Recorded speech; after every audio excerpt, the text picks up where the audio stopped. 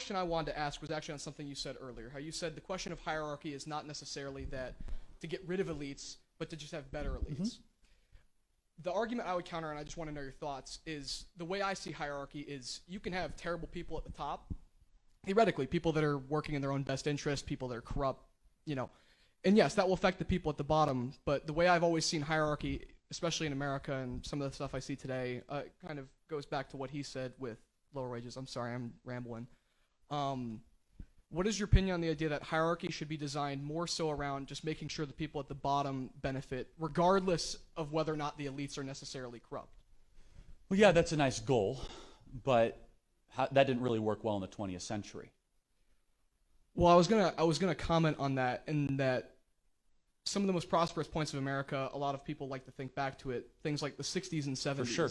You had a very corrupt American elite. You had an American elite that was starting foreign wars. That was after World War II, where the defense industry I was would disagree. was I think very Eisenhower big. was a pretty ethical president compared to I'm not saying the that an gang of individual criminals we deal with now. I'm not saying an individual president can't be that's fair. a non-ethical person. Yeah, but would you agree the 50s economic policy was more focused on the middle class than the lower class, right? Because it was about an industrial base. It was about making stuff here abroad. It was about having trade policies that allowed us to be able to flourish and succeed. So the question, so you're always going to have you agree we're always going to have hierarchies. Yeah, right? absolutely. Yeah, it's unavoidable. Yeah, okay, good. Because pure Marxists would say we eventually can get rid of them. I think that's woefully utopian. Yeah. But the question is then, when you design a system, who should it serve? Aristotle would argue the middle class is everything. I totally agree, right?